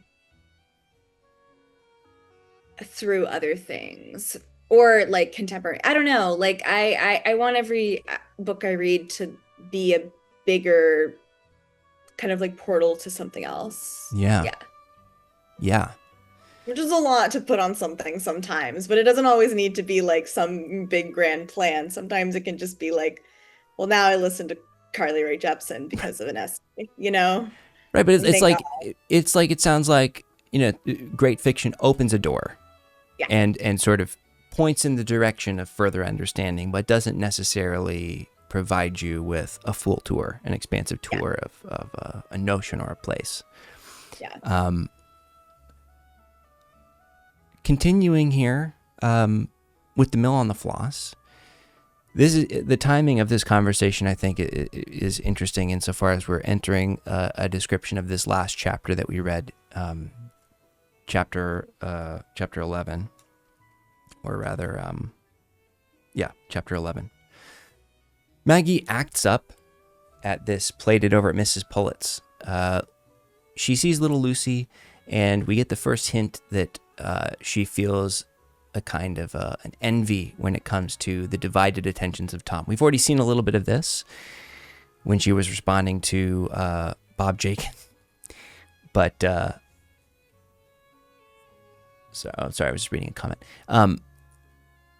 But this is when it kind of reaches a point of real significant tension, wherein she pushes little Lucy into a puddle of mud because she's been sort of sent off to the side by Tom. He says, you're not involved in this. This is just, I'm showing Lucy this little portion of the river, and she pushes her, thinks she's going to get into trouble, and so she runs off. There's a moment here that I think is really crucial to understanding Mrs. Tulliver, because one of the fonts of comedy in the early portion of the book is this fixation that she has on domestic things. When there's discussion of sending Tom off to school, she keeps coming back to, well, are they going to cook him a good breakfast? And are his sheets going to be nice? And are they going to do... And it's played for laughs, but I think this section here contextualizes this and kind of deepens that characterization, because Mrs. Pullet is criticizing her sister, Mrs. Tulliver. Criticizing her and saying, I doubt he'll leave you, her husband. I doubt that Mr. Tulliver, he'll leave you poorly off when he dies. Not as I'd have said it out of the family. Like, I'm not going to go around and tell everybody, but I know for a fact that your husband's not going to leave you well off when he dies. He doesn't have the means to really help you out. This view of her position was naturally far from cheering to Mrs. Tulliver. Her imagination was not easily acted on, but she could not help thinking that her case was a hard one, since it appeared that other people thought it hard. And she starts to talk to Mrs. Pullet, and she says, and as for liking to have my clothes tidy and not go a fright about the house, there's nobody in the parish can say anything about me in respect of backbiting and making mischief, for I don't wish anybody any harm, and nobody loses by sending me a pork pie, for my pies are fit to show with the best of my neighbors, and the linen so in order as if I was to die tomorrow I shouldn't be ashamed. She is using her capacity as in the domestic sphere as a means of kind of like extricating her from this position of judgment in her community. It's not seemingly successful, but it just speaks to like her motives for being this upstanding and like really, nailing her capacity as a cook and a cleaner and as someone who, rears children, is a means of like dodging judgment from her community. I think it's an important part of her character. And then the book gets racist, straight up racist. Maggie runs away to become the queen of a very stereotypical depiction of a Roma gathering. We won't use the word that's used in the book quite liberally. It starts with a G, but it is a depiction of a people that, kind of a nomadic people that arrived in the 14th and 15th century in Europe per the United Nations Center for Refugees. And it's a culture that, again, nomadic, written about in ways that are cruel here. Now, we're principally perceiving them from Maggie's point of view, but there are sections in the book that are undisputably George Eliot's authorial voice creeping in that do not, her authorial voice does not comport itself well either. In neither case do we get anything like the nuanced view of this highly othered people that we would expect based on George Eliot's stated aims as a novelist. This group, after a sequence wherein Maggie is gathered by the fire with them, they're cooking food, they offer her food, they are not cruel to her, but like there's this discussion around thievery that Maggie is kind of projecting onto them, but also it's not made clear in the text whether or not they've stolen something from her, and all of it is just like wrapped up in just this very harsh language. Maggie is this very young girl who is entering this subculture and talks to them, talks down to them, says, "I could be your queen." They are, dismissive of this, but they're not cruel to her. They bring her back to where she lives. They run into Mr. Tulliver on the way there. Mr. Tulliver is incredibly rude to this man. He pays her. You get the sense that the text is describing their actions in such a way that suggests that their prime motive for returning Maggie is that they'll receive some payment as recompense. And all of it is just like, it's rough. It's a hard read, and very disappointing. What I think is also crucial to understand, and this is in no way, shape, or form a defense of the book, but it is worth also putting into conversation with stuff as recent as, culture that was produced 10 years ago, a decade ago. It is alarming the extent to which the Roma were depicted stereotypically and cruelly as recently as, a film like Borat. Or, in growing up, we had a very stereotypical received view of these characters from things like Disney films, like The Hunchback of Notre Dame. All of the culture that we've been steeped in, music. Think of, God, the number of Van Morrison and Bob Dylan songs that use the term that's leveraged in this book. It's like... we're still, it feels like, not even close to being out of the woods with just this like permissive culture. There's the Fleetwood Mac song that uses the same term. It's a very loaded term that I think a lot of people still use casually.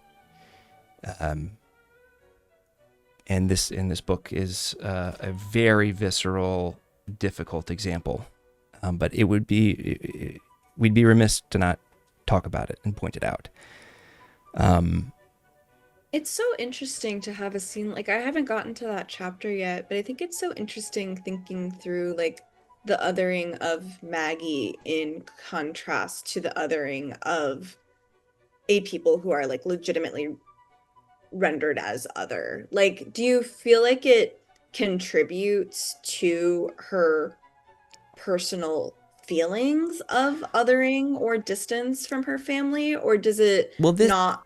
Yeah, like this is the principal narrative function. The principal narrative function of this chapter is she has been told time and time again by the adults in her life, by the other children in her life, just by the people she's grown up around, that she has the physical bearings of this culture. And so that's one of the reasons she runs off. She says, well, these are the people to whom I belong, with whom I'll go and I'll be their queen. And she says, I'll teach them how to read and how to cook and how to bathe. She says, I'll teach them how to bathe. It's terrible. It's terrible. But the purpose is she goes and is scared. She's very quickly scared by the adults that are there. She's like comforted by the women that are there, but the men scare her. It's one of the men that takes her back to her home on a donkey. And it's like a realization on her part simultaneously that she doesn't have the worldly understanding that she's been told that she has. Like, you're very well read, you're very smart, you pick these things up quickly. It's a kind of a grounding moment for her, and simultaneously she realizes, well, I don't belong there either, so where do I belong? It kind of puts her in this weird middle ground where she's neither an accepted person intellectually or physically in her milieu, and she's not accepted in this other category. But again, along the way, as this element of the plot takes place, it's not...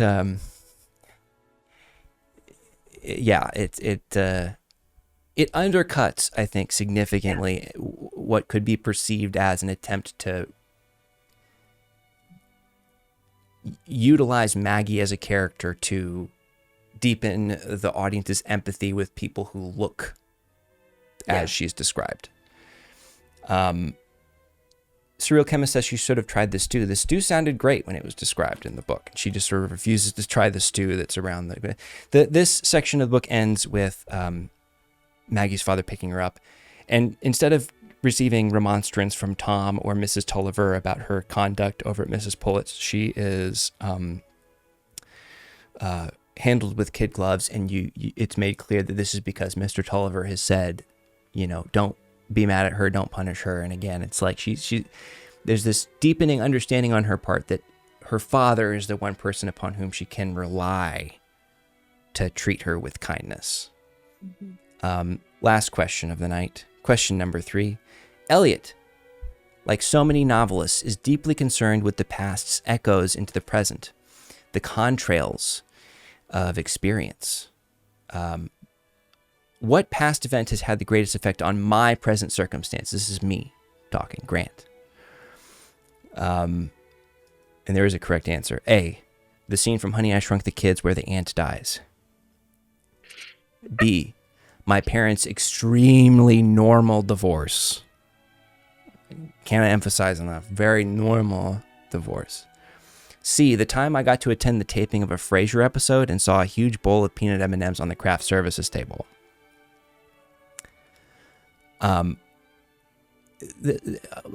Real quick, I want to highlight before we continue. Abby Labby has this comment here. I'm just reading it right now because it seems on the longer side. Let's see.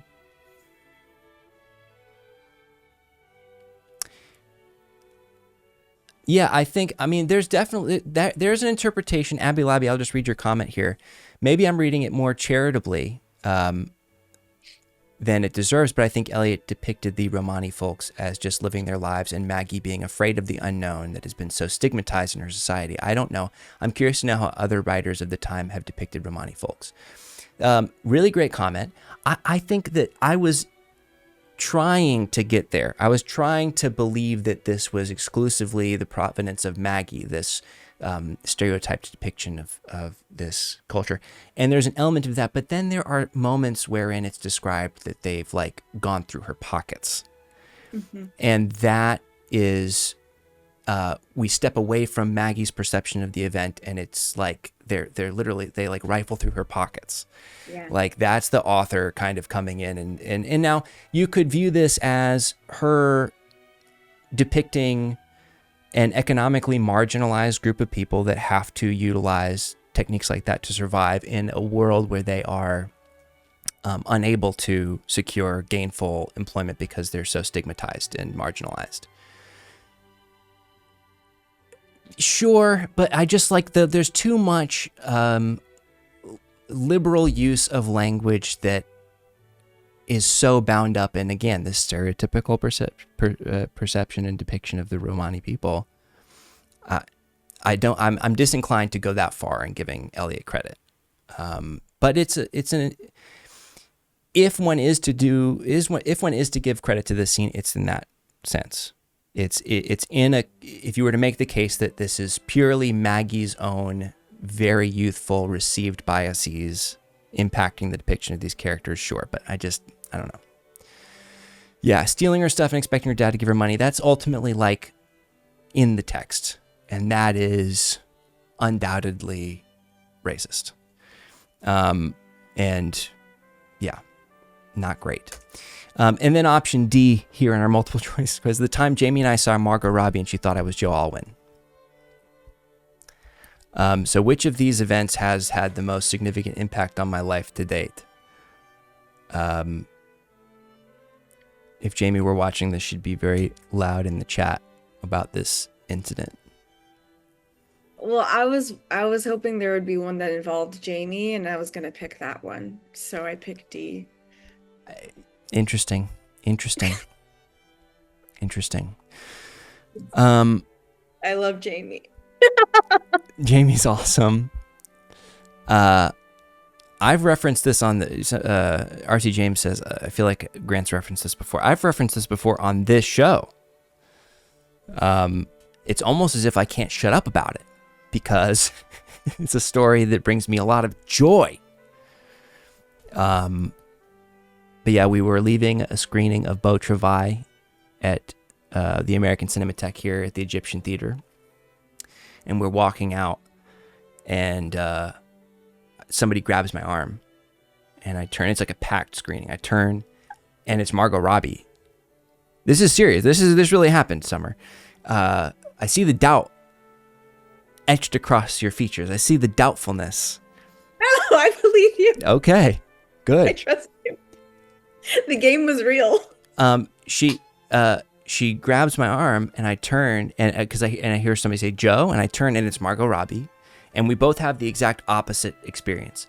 She over the course of a couple seconds realizes I don't know who this is, and I over the course of a couple seconds go, oh, this is actress Margot Robbie, and she goes, oh, I'm sorry, I thought you were someone I knew, and I said, well, I know you. And she laughs, her friend laughs. And before they get mobbed, because I knew that if I, said another word, it would have opened the door for everybody to kind of like start to pester her.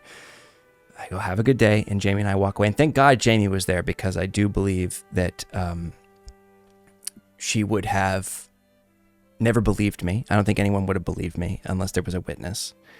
And Jamie's a huge Margot Robbie fan. She's seen I, Tonya like a dozen times in theaters. So a very validating moment.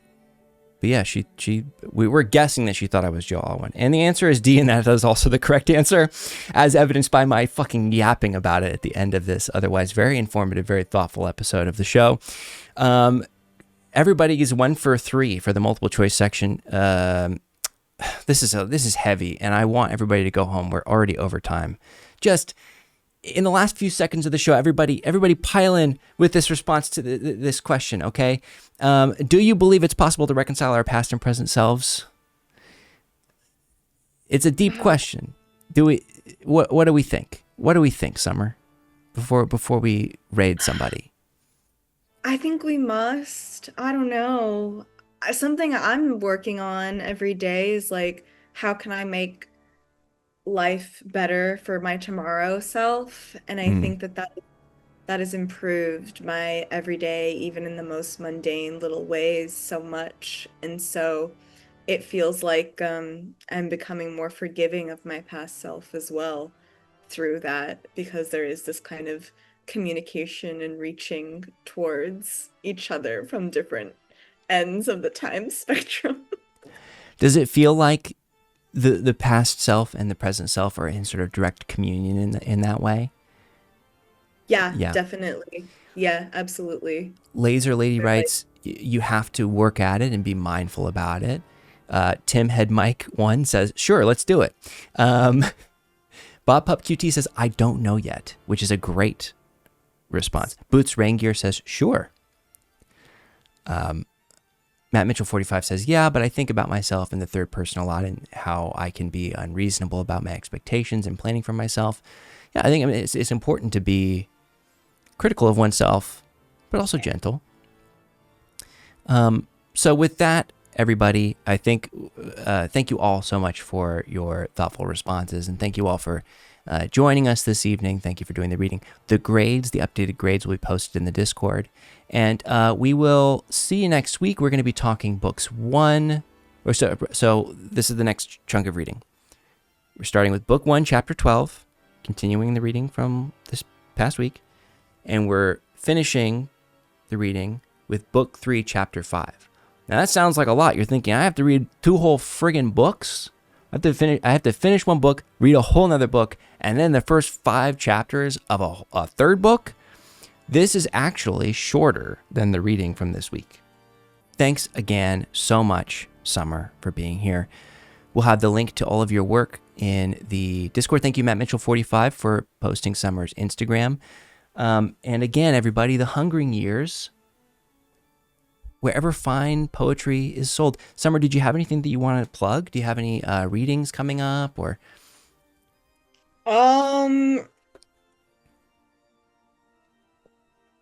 I don't have anything set yet, but if you follow me on Instagram, it is Borders Bookstore. I will have something this summer. I will have 2 things this summer that I would love for people in Los Angeles to attend.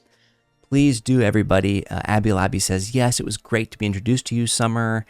I think everybody who has vibed with Summer on the stream, you gotta go read Summer's poetry. It's so special. It's so fun. It's so thoughtful.